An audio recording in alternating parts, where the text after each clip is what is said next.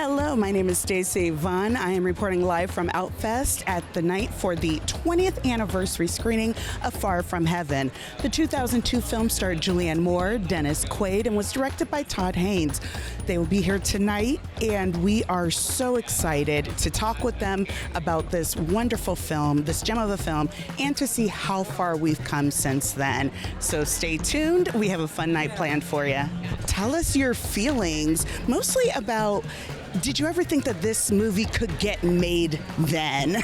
Oh, wow. This movie is one of the great joys of my life. It was, Todd called me up to say, we'd made a movie together called Safe. Yeah, and he just called me up to say, I wrote the script for you. I hope you'll read it. And I was like, what? And I was on the subway. I remember I was going to the gym and I read it and I couldn't believe it was such a gift. And I felt so fortunate to have that opportunity. And I don't know, what's wonderful is that it is a movie that people reference all the time, that people still watch, that people are interested in. I mean, he's such a gifted filmmaker. It was just a privilege to get to do this with him. One thing I love about it is the intersectionality. And so we're dealing with women's issues, LGBTQ issues, race issues, all within this kind of platform. What was it like to kind of get into that headspace and travel back in time in a way? It was amazing, and I also really appreciated the way Todd told this story about how difficult it was for people to live with these strict structures of identity around them, and then who really suffers and how they suffer and what options they're given. And what was interesting to me is that with all of these people, at the end of the movie, you see these two women left together in this house. It's the two women that are trapped. So you kind of go, how interesting that the men were able to somehow leave that environment, but the women were still in this box. And I think it was just it's a really interesting reflection on how we have been held back by these structures of gender, right? And race and sexuality. So where do you think we kind of go now? What is the future of queer cinema?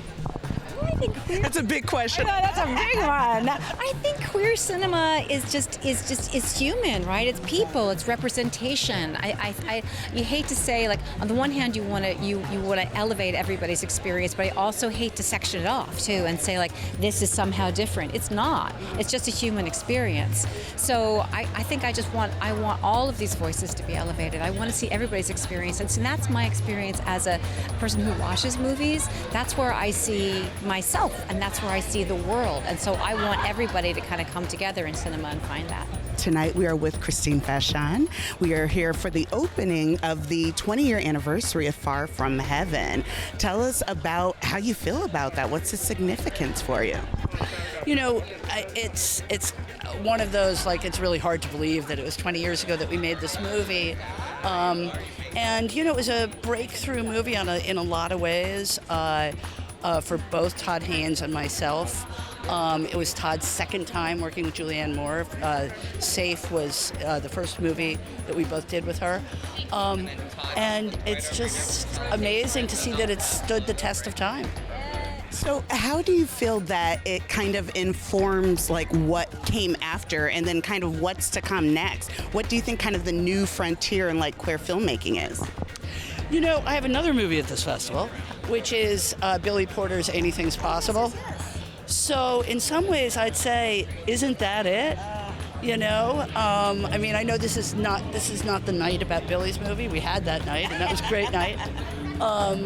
But to me, that film, which is really, I think a breakthrough film about a rom-com that's really so much about acceptance, and I think that's it. Well, it's funny because this movie is about conversion therapy and just these different intolerances. Right, and so one of our closing movies is also about conversion therapy, but it's taken from a more kind of a campy perspective. So I like what you're saying, that we're kind of going towards normalcy in terms of telling these stories and being able to. Right, exactly. And I can't remember what Billy said, although I should. his speech, but he said something to the tune of "the change has already happened," and he's right. We are with Todd Haynes, director and writer of Far From Heaven. Also, though, and I have to say, Velvet Goldmine changed my life. It came out at the peak of teenage angst, and so it was everything to me.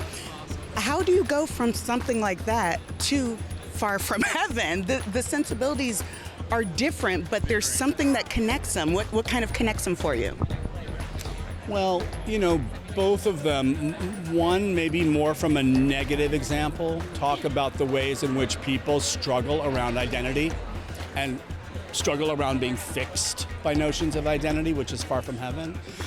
And Velvet Goldmine was about this period of incredible flexibility, exploration, experimentation, a sense of instability that was sort of radical and liberating, I think, to young people, right? And it made you feel like you didn't have to decide who and what you were right away. And you could sort of dress up into this and dress up into that and have that be a process, So they both talk about identity being fluid to some degrees and not something that you can fix, but one does it in a far more, positive example, I guess. Right. Well, when we talk about 92 versus 2002, there really is a generation in there. There's so much, especially in terms of access and being able to kind of make these movies. Do you find it's been easier to kind of get the stories out that you want to tell, or do you feel that there are maybe some barriers still up that need to come down? Just when you think we're moving forward, you look around and you see what's happening, and you see the way politics and cultural politics in particular are pushing people back, and fear is being weaponized and politicized. And all of a sudden you realize that these battles don't end, and struggles for women's rights and women's reproductive freedoms. We're going backwards, and so the same thing can be said, I think, about LGBTQ culture and the anxiety that culture has produced for the right. Would you say that that's one of the reasons that something like Outfest is so important, so that we can give resources to those people making the art? Absolutely. It becomes a forum for the creative work that has always defined these communities, continues to define these communities, and that creative work is an expression of, when I started making films, it was in the AIDS era. And so there was a huge socio-political sort of urgency about why we do what we do. And that political incentive was always coupled with the artistic and creative incentives. And I think that's defined minority struggles of all kinds in all of these key moments, and it continues to. So we're 20 years from Far From Heaven. What do you think the next... No, I love it. Listen, I'm also in those 20 years because I was not a baby when it came out. So what does the next 20 years look like, do you think? Just kind of big picture for you. For me personally, or for the world? LGBT cinema in general. I think it's a hard one to answer because of the changes that have happened over these last 20 years. That I think we kept feeling we're moving in one direction, toward progressive outcomes. And I think we're seeing that being challenged. And so I think it reminds you that the job's not done, and that should incentivize work and action and artistic expression. And so that's something we have to keep remembering, and that we all have to sort of come together and make sure that these different voices, this kind of cinema, is being understood and given a place,